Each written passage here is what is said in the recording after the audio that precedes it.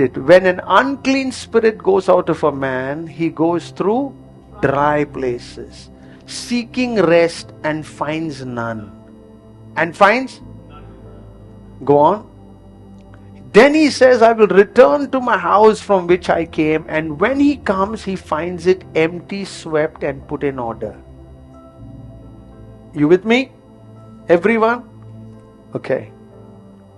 Then he goes and takes with him 7 other spirits, more wicked than himself, and they enter and dwell there. And the last state of that man is worse than the first. So it shall be with this wicked generation. Let's rewind, sit down. Did you understand this?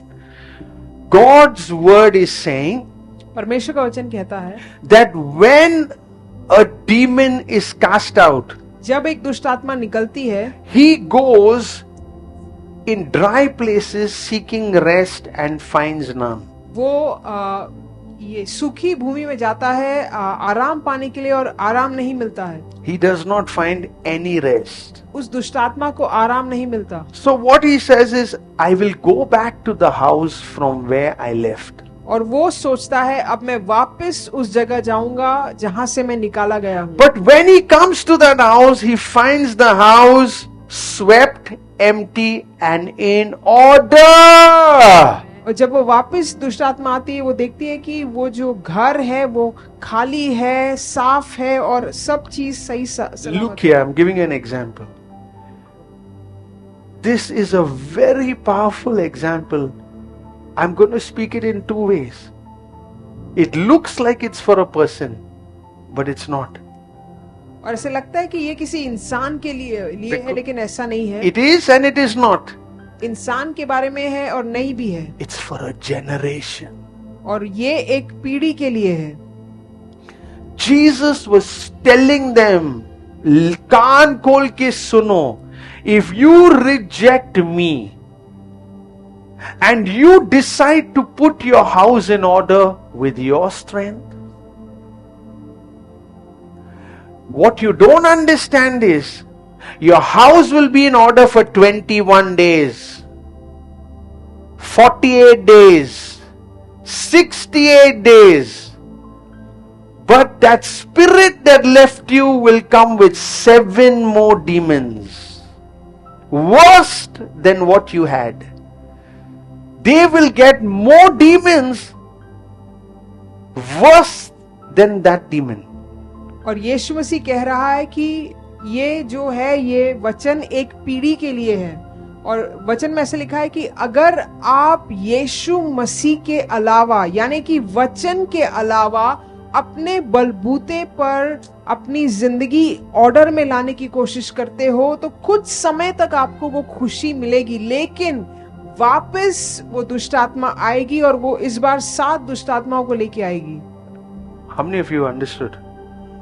Do you know how many people I have seen stay clean for not 21 days, for 121 days, and then become so bad that even they don't know what is happening to them? Many people.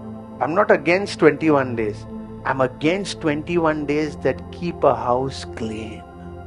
और बहुत से लोग हैं जो अपने बलबूते पे कहते हैं कि हम ऐसा नहीं करेंगे, और ये अच्छी सोच है, लेकिन अगर उसके साथ वचन मिला हुआ नहीं है, परमेश्वर का वचन साथ में नहीं है, तो ये खतरनाक हो सकता है. Vacuum.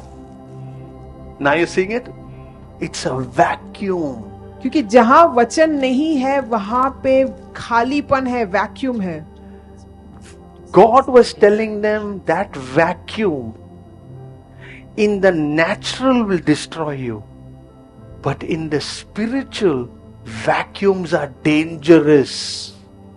और ऐसा लिखा है कि जो ये खालीपन आप अपनी जिंदगी में रखते हो वो आत्मिक नजरिए से देखें तो बहुत ही खतरनाक है, क्योंकि दुष्ट आत्माएं रुकी हुई हैं कि कैसे आपके अंदर आ जाएं या उस खालीपन को पर कब्जा कर लें. What is the vacuum that you have in your heart that you are filling it with getting pleasure from something else? और आपकी जिंदगी में क्या वो खालीपन है जिसको आप परमेश्वर के वचन से नहीं भर रहे हो, लेकिन दुनिया में जा रहे हो, दुनिया के एडिक्शन से, दुनिया की चीजों से, दुनिया की दोस्ती से भर रहे हो।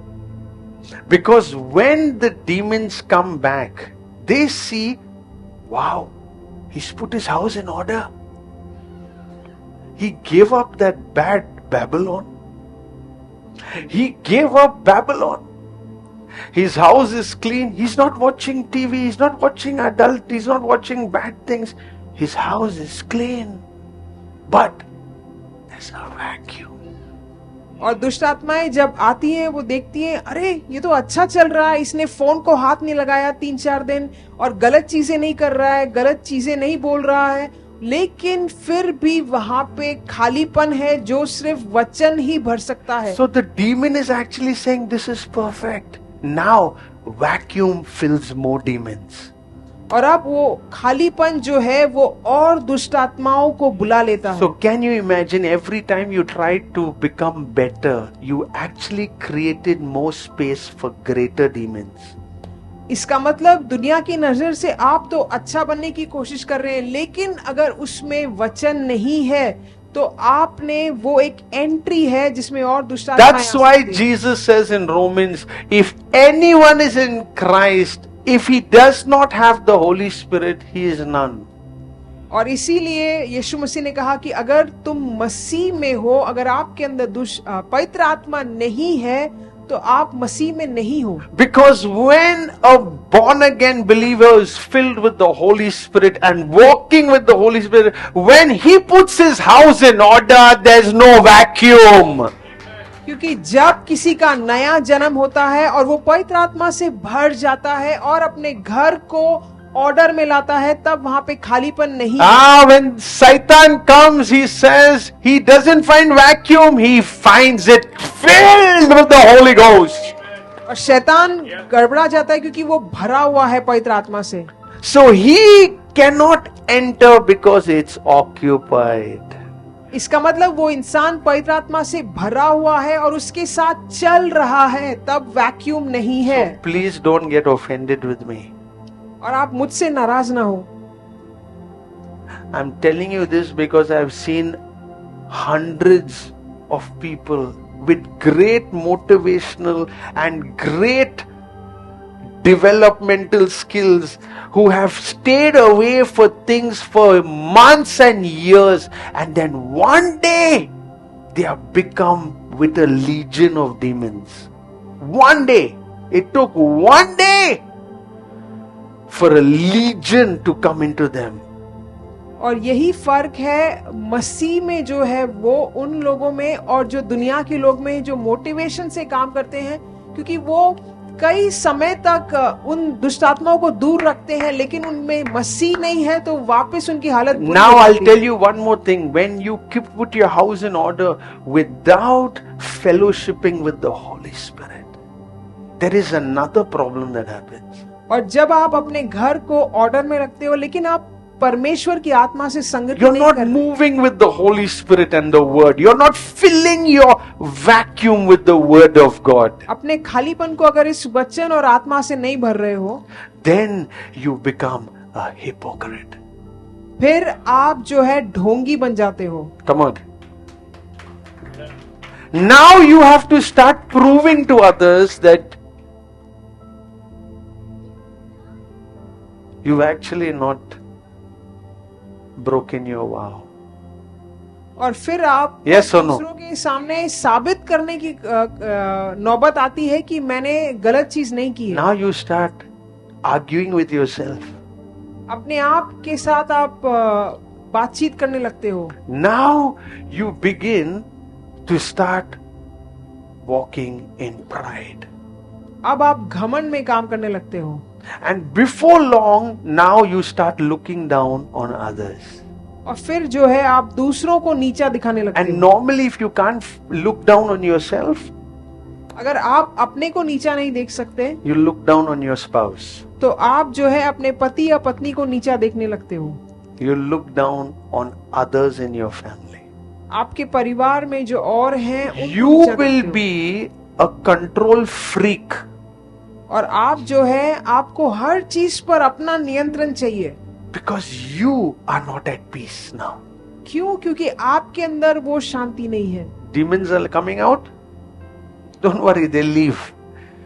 Because we have to surgically remove them out. You know how much I went through to find this word? You know how many times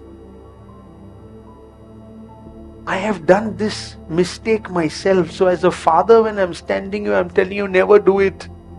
Never put your house in order. You're making room for more demons.